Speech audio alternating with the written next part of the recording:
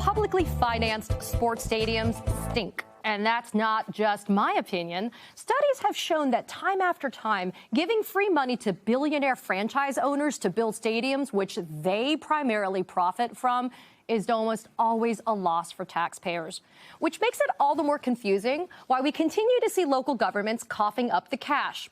A recent example comes to us from Western New York, where the Buffalo Bills have unveiled plans for a new stadium to replace their current digs in Orchard Park. The state-of-the-art facility comes with an estimated price tag of $1.4 billion. You heard me right, billion with a B, and a huge chunk of it is coming straight from, you guessed it, the taxpayers of the state of New York. Governor Kathy Hochul, a Buffalo native and an unabashed Bills fan, negotiated a deal that puts $600 million in state funding towards the stadium's construction, and an additional $250 million will be coming from Erie County, leaving the billionaire owners of the Bills and the NFL responsible for less than half of the cost of that stadium. Governor Hochul has defended the deal, saying it will create 10,000 construction jobs and that the economic impact will cover the public share of stadium funding. Now, while that sounds great, a lot of people are throwing their red challenge flags. There has been concerns raised about the ties between the company Hochul's husband works for and the Buffalo Bills, though the governor's office denies any conflict of interest in the stadium deal. One New York Assemblywoman has pointed out that the $600 million going to the stadium is more than the entire state's education budget for this coming year. And an economist from the College of Holy Cross says it belongs in the conversation as the GOAT of bad stadium deals. So why do we keep doing this? Here in Miami, we went through our own stadium debacle about a decade ago. Taxpayers are now on the hook for more than $1 billion ourselves after funding the new Marlins ballpark. And the city is poised to do it again with a deal to give public land at a severely discounted rate to the MLS club Inter Miami. But there is one man fighting back who knows a little something about shady public stadium deals. Miami is known for sun, fun, and sex. In Miami, you are about to get These 5 commissioners are voting on the biggest real estate deal in the history of Miami. They want you to think this is about a soccer stadium, but it's just another real estate hustle to pave paradise. This is the biggest boondoggle in Miami history. The Mel Reese giveaway is so bad, it would make the Marlins Stadium deal look good. Take it from me, someone who actually negotiated with your politicians and almost single-handedly ended stadium public financing.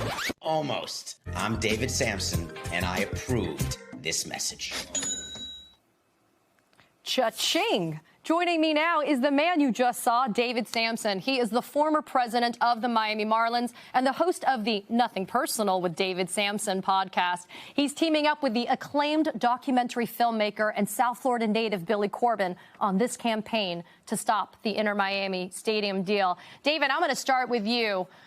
First, as you stated in that incredibly colorful video, you helped negotiate that Marlins deal with the city of Miami. Why this change of heart on public stadium financing? I mean, are you like the Michael Cohen of sports now? Is this your attempt at redemption? Come on.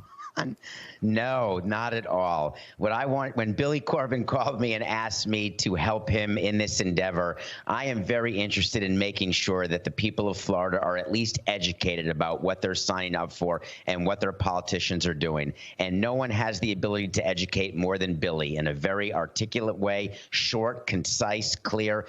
And if as voters we get a chance to ask questions and hold our local politicians accountable, that's a good thing no matter what.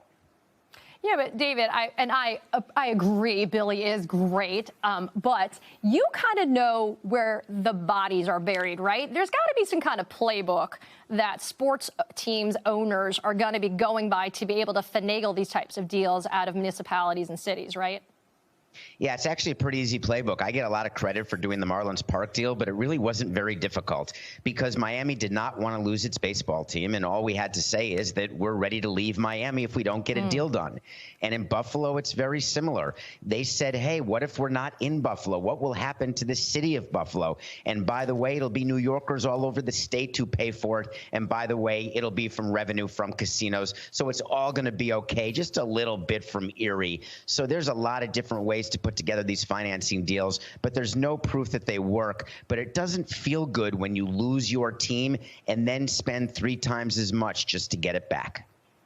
Billy, I want to read part of an article on publicly funded sports stadiums from the Berkeley Economic Review. Quote, the average stadium generates $145 million per year, but none of this revenue actually goes back into the community. As such, the prevalent idea among team owners of socializing the costs and privatizing the profits is harmful and unfair to people who are forced to pay for a stadium that will not help them. Billy, a lot of people are seeing this as a welfare for billionaire sports owners. What's your take? They're right. I mean, you know. But they don't need it. The Marlins Park deal was known as, the world over, as the worst sports welfare deal in history up until the Buffalo Bills boondoggle just a few weeks ago. And now Miami is like, sostén mi cerveza, hold my beer, because we're going to go and try to do something even worse in the largest piece of property owned by the taxpayers of the city of Miami. And that's the thing, is that they have these economic studies that the team owners do that are just pure science fiction. And basically what happens is that any revenue that they claim they're going to be generating there, at best, by the way, is diverted revenue. When you have a soccer team that comes to Miami, Katie, you don't suddenly have a soccer budget in your income. You still have your entertainment budget. So if you go to a soccer game, what you're doing is not doing something else. You're not going to a football game. You're not going to a baseball game. You're not going to the movies. You're not going to dinner. So you're spending the same amount of money. You're just spending it in a different place. So it doesn't generate more money for the community.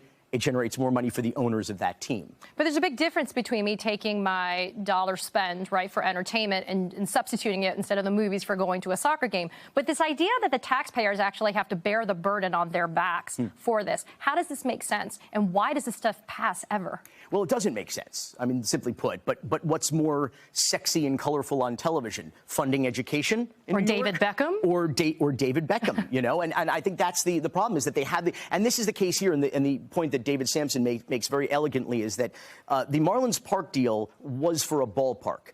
The Mel Reese deal, this Inter-Miami deal, is a real estate hustle. The soccer stadium is simply the shiny object. It is a distraction, and Sampson would argue a loss leader, because really what it's about is paving paradise to build an office park, a hotel, a shopping mall, things, incidentally, that David Beckham knows nothing about. I think he just wants to play the beautiful game in the Magic City. But now he's gotten involved with a billionaire oligarch who thinks that he's going to be a real estate magnate, and he's going to have his way with public property. Oligarch. You said oligarch. David, I want to turn to you, though. There was a shot. David, in honor of the long-standing Miami-Buffalo rivalry, recognizing, I know it's not soccer, but football, Buffalo has stepped in and said, as Billy has said, hold my beer, as it chases its own $1.4 billion stadium deal. As a man with the inside track on how these deals are negotiated, how worried should the folks of New York be? Not at all. Because the bottom line is, when you're in Buffalo, you have a government and you've got a county in Erie County, and they are doing what they think is best, because it's not just about incremental revenue, which Billy mentions, and he's exactly correct that your entertainment budget is your budget. But there's also incremental money that we can talk about, which is but for, is what we call it. If the Buffalo Bills are not in Buffalo, what impact does that have on people moving to Buffalo? What impact does it have on businesses moving to Buffalo and keeping the tax rolls up? So these are things that the public can point to and that owners can point to as a positive for stadiums. But again, we can massage numbers any way you want us to, and I can make it come out looking exactly how I need it to come out. And politicians should know that when they support these deals, they think they're doing the right thing for themselves and their community, but they're also looking out for their own political futures. And any politician who has any notion of any other political office other than where they are, generally, when you support public financing of stadiums, you've pretty much hit your ceiling. Okay, so David, I don't know if you can see this, but Billy's head was about to fall off because he was shaking his head furiously, not in agreement, and yet it turned out to be an agreement. I was in the bobblehead museum at Marlins Park, is what it looked like. Well, does David Samson have a bobblehead? I bet he does. So, actual size.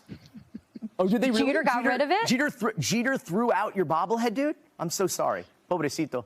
We'll get you one, David, and we'll put it over here on my set. But, Billy, quickly, why were you disagreeing with what David was saying at the beginning, though? Well, I mean, for a lot of reasons. I mean, David and I disagree on a lot. But, I mean, I think well, let me ask David a question, far be it for me to hijack the show. No, but, David, you said that people of Buffalo were concerned about losing the Buffalo Bills. You said the Miami politicians were concerned about losing the Marlins, and that's why you had some advantage there. But let me ask you, were the Marlins going to leave Miami, David? Truly. Absolutely not. See, there you go. There you go. It's a hustle, man. It's a shakedown. Billy Corben, David Samson, never enough time for the two of you. Thank you both for being here.